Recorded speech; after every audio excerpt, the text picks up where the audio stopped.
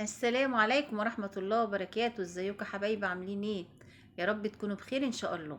صباحكم فل وياسمين ورضا من رب العالمين. قاعدة قدام التلفزيون بالصدفة لقيت الشيف نونة عاملة البسبوسة التحفة دي.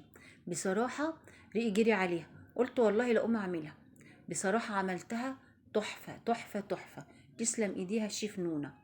بصراحة نتيجتها هايلة وخفيفة جدا، غير البسبوسة اللي احنا بنعملها. كمان البسبوسة اللي احنا بنعملها بتبقى تقيلة جدا، لكن دي خفيفة وجميلة ومش مكلفة ومقاديرها سهلة جدا وبتتعمل في دقايق. تعالوا نقول بسم الله الرحمن الرحيم ونشوف الشيف القمر دي عملت البسبوسة التحفة دي ازاي. بسم الله الرحمن الرحيم. اللهم صل وسلم وبارك عليك يا حبيبي يا رسول الله. اول حاجة انا جبت كوبايتين من السكر، والكوباية دي 100 جرام، يعني لو كوباية كبيرة يبقى هي كوباية سكر كفاية قوي. وحطيتها على النار 10 دقايق، اول ما تغلي هديها عصرة ليمون. بعد كده بقى هناخد السميد بتاعنا، ده نص كيلو من السميد، واحنا قبل كده قلنا نختار السميد بتاعنا ازاي. السميد تحطيه على ايدك وتنزليه، لو نزل وما فضلش على ايدك حاجه يبقى السميد تمام ومش مخلوط. لو فضل على ايدك دي يبقى السميد ده مخلوط، والبسبوسه هتنشف معاكي لان بتبقى مخلوطه دقيق زيرو. المهم بقى البسبوسه بتاعتنا دي انا اديت لها معلقه صغيره من البيكنج باودر، واديت لها نص كوبايه من السكر، واديت لها نص كوبايه من جوز الهند. وجوز الهند طبعا اختياري، عايز تحطيه حطيه، مش عايز تحطيه بلاش منه خالص. بعد كده بقى حطيت لها نص كوبايه من الزيت، والمقادير كلها قد بعضها، يعني الكوبايات كلها زي بعضها.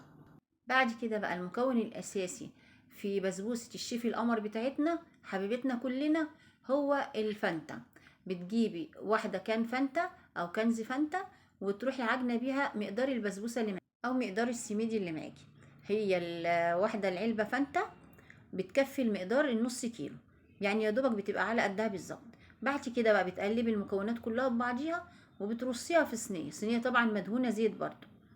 البسبوسه دي طبعا صيامي عشان معموله بالزيت، ما فيهاش لا سمنه ولا فيها لبن، يعني صيامي لاخواتنا وحبايبنا المسيحيين، كل سنه وهم طيبين. بس بقى كده سوينا وش الصينيه، ونروح خبطنا خبطتين وندخلها الفرن.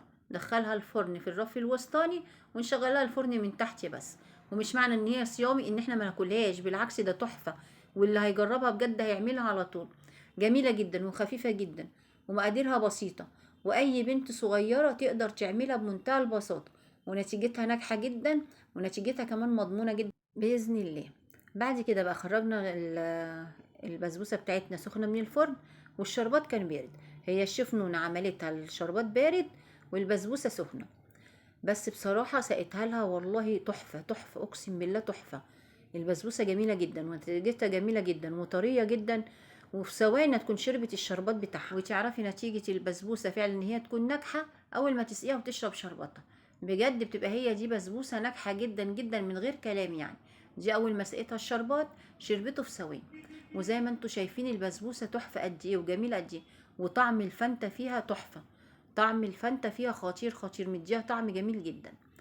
بجد البسبوسه جميله قوي وناعمه قوي وطريه قوي. انا حطيتها في صينيه صحيح مقاس 30، دهنتها زيت، دهنت الصينيه مقاس 30 زيت. لو عايزه بقى يبقى تبقى اعلى من كده شويه ممكن تحطيها في مقاس 28، بس هي العلو بتاعها ده بالنسبه للبسبوسه مظبوط جدا جدا جدا زي ما انت شايفه اهو. البسبوسه خطيره يا ولاد، لازم تجربوها، بجد تحفه والله. تسلم ايديك يا شفنونه، الحلو ما بيعملش الا الحلو فعلا. يلا بقى يا ولاد جربوها، ولو عجبكم الفيديو ان شاء الله ما تنسوش تدخلوا قناتي، تعملوا لنا لايك وتعملوا لنا اشتراك. سمسمة بندق في المطبخ، اكلات اقتصاديه حلو وحادق على قد الايد، وبالهنا والشفا. صباحكم فل.